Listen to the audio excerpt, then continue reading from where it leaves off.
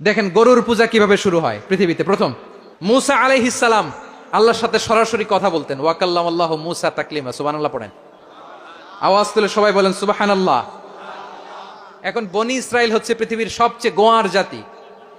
তারা বলে, মুসা তুমি যে আল্লাহর সাথে কথা বলো আমরা তো দেখি না, তুমি যে কথা বলো আমরা তো শুনি না, তো কি করতে হবে?